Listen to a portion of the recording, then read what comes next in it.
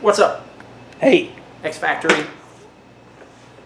family out there watching another video cast. We need to put you back on the video cast. You haven't been on the video cast in a while, Chad. I know. The people are lucky. Yeah, true. You don't want to break your camera. Yep. I understand. And besides that, I'm back here with my headphones on so I can listen. Right, looking like a doof, as usual. Yeah. Now, wait a minute. As usual. No, I think not. Looking what are we like... doing? What are we doing? I have no What's clue. coming up this weekend? We just talked about this. Oh, this weekend we're going to Pheasant Run. Right. Woo, with two ends. What is so exciting about Pheasant Run? Oh, Pheasant Run is my favorite RC racetrack in the whole RC racetrack. world. Why is it your favorite track? Because anything lower than Goosebumps just won't work. No, you need step pins there, man, because we're throwing rooster tails from the front wheels, not to mention the back. Goosebumps are better than step pins. Oh, no, Yes. come on. Yes. But anyway, it's a track where that's it's off the road, man. Goosebumps, which, all right, I hate to say this, Jason, but it's a terrible tire name. Goosebump, really? But anyway, the actual tire, it's got those horizontal bars between the pins. So a step pin is just kind of isotropic. Like, it doesn't matter how you hit the pin, you get the same traction. Iso what? Right. Whereas with the Goosebump, it's got the bars in between the pins on kind of the second layer, and you get way more forward traction and the same amount of side bite that a step pin has. Goosebumps are awesome. Take it from someone who races in Michigan outdoor, like tracks like Pheasant Run, where you're running a half-inch of loam and you're just like, it's like motocross type stuff. You're just your car's like rah, rah, rah, through the whoops that shouldn't be there, but right, the 8-scale cars ran last round. Yeah. No, Pheasant Run is a good time, but Goosebumps are awesome. Pheasant Run is more fun. Besides, they make Goosebumps, and I don't think they make step pins anymore. When we race at like SRS, where there's this ultra high traction, okay? Yeah. Everybody is so serious, man. I mean, we're biting our fingernails and pulling out our hair and so on. And at Pheasant Run, it's almost beer drinking time. I disagree with you though, because if a race the size of Cactus or the race the size of Nationals, which are going to be at SRS this year, was at Pheasant Run, we'd have the same seriousness. In fact, people would be pulling out their hair, because the problem with our racing style and a track like Pheasant Run is that it's inconsistent from heat to heat to heat, from round to round.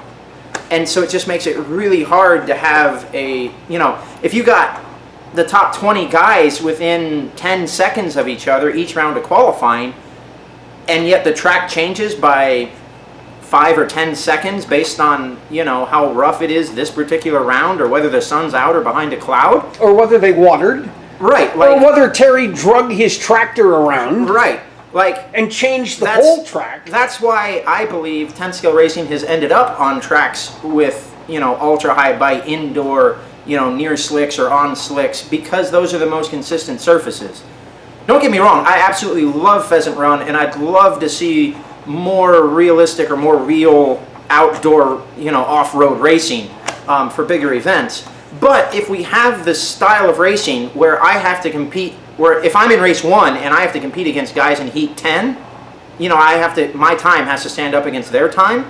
I want, as a racer, the most consistent track possible, and that's going to lead me to like carpet racing in Fort Wayne. I don't want to work. I want the track for race 1 to be absolutely dialed, and for race 10 to be a blown out piece of junk. Right, but then the people in race 10 are going to bitch, and they have a legitimate complaint. Who cares? No, I got my time, baby. Yeah, what if it flips though?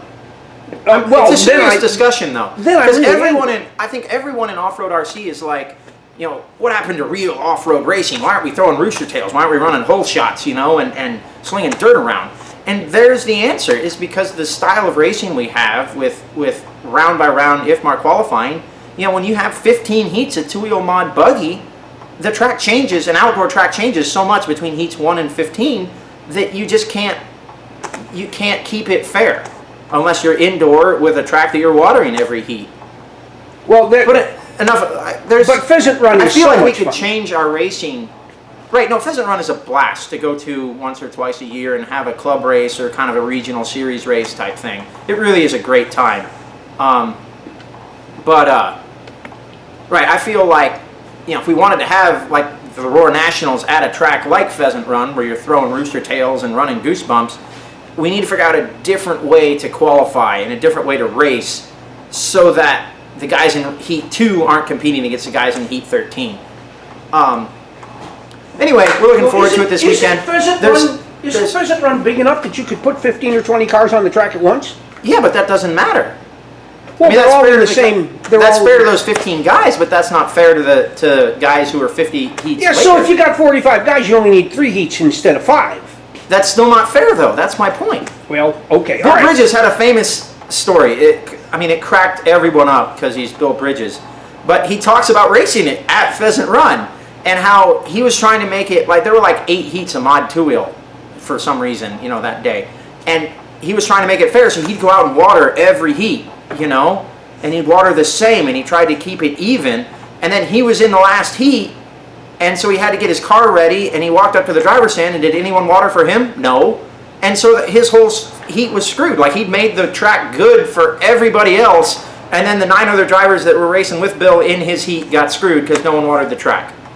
And it's just hard to compete like that. Well, especially when you have the sun out, the water evaporates so fast. Right. In those sand tracks. I mean, it's not a loam track, it's a sand track. Anyway, this is kind of a special race. It's the Factory Track Series at Pheasant Run this weekend. And what's special about it is that Pheasant Run is closing down. This is the last summer. I believe there are only 2 or 3 more races left this summer at Pheasant Run. Pheasant Run has been a staple of Michigan summer racing for 10 years now at least. Terry, what's Terry's last name? Terry. McDonald, McDougal, something. It's just Terry. He's Terry. He's Terry. Puts together amazing layouts. He's got a great track that's like built into the hill, so there's lots of elevation and it flows nicely, and it is a lot of fun. Terry is moving. It's a track behind his house. Right. Terry sold his house, which is where the track is, and he's moving. And hopefully, with good fortune, the track Pheasant Run will come back. It'll be Pheasant Run 2, but it won't be the same. Maybe it'll only have one end.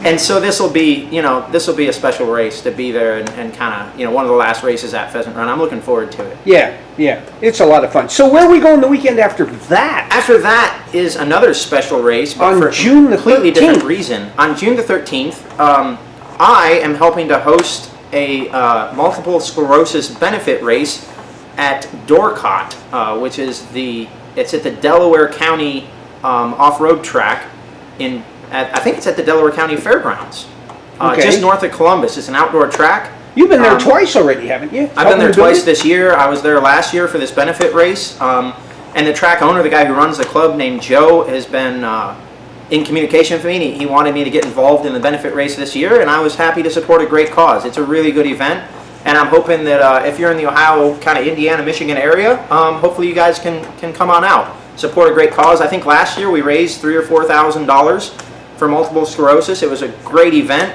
and like I said, this year I'm going to be announcing. I'm only going to run one class because I want to kind of stay more laid back and be able to help people and put on a really good event. I'm looking forward to it. We're going to have music in between races. J Concepts is one of the title sponsors, and I apologize that I don't have the flyer in front of me, but there are a bunch of other great sponsors, lots of door prizes, kind of the standard fare. Should be a really good time. So, last but not least. What are we actually doing here at X-Factor? Right, let's talk about, what we have for you guys. We're releasing, if you've been following our Facebook page, of course, you guys knew this was coming, the T5 carbon fiber chassis for the Infinity line. The I-109 kit will be available this week. We're super excited. This truck was the instructions picture truck, first one we put together. Had a little issue with the side decks, actually. I had to redo them once or twice, get the length right. Twice? Third time the charm. Yeah, third time's the charm. We won't talk about that. But it's right now. It's good. We're really excited. So they were too short, and he added 80 thousandths, and they were too long, and so now they're 51 thousandths longer than they were, right? Kind of. It's actually, I shouldn't say it's a super hard engineering problem, but if you look carefully, VideoCast land, you'll see that the side decks, and this is true on the B5m chassis as well, the side decks are not parallel to the chassis. There's actually about a 1 millimeter slope in there. And so it's a little hard to get that side deck length absolutely perfect. You know, because when you're drawing it, you kind of try to measure in 2D, measure in 3D as best you can. But we hit it. It's pretty good. I think it feels really, really nice. I think you guys are gonna love this truck, the T5m with the carbon fiber chassis.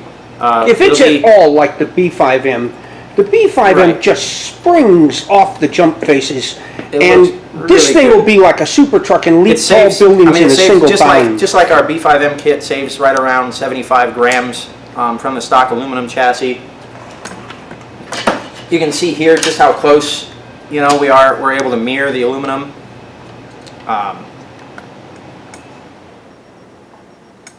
You know, it's pretty much a direct replacement, but it really brings the truck alive. I think you guys are going to love it. Available pretty much now on our website, and of course at great X-Factory dealers around the country and around the world. So check it out, guys. We will see you next time. Thanks.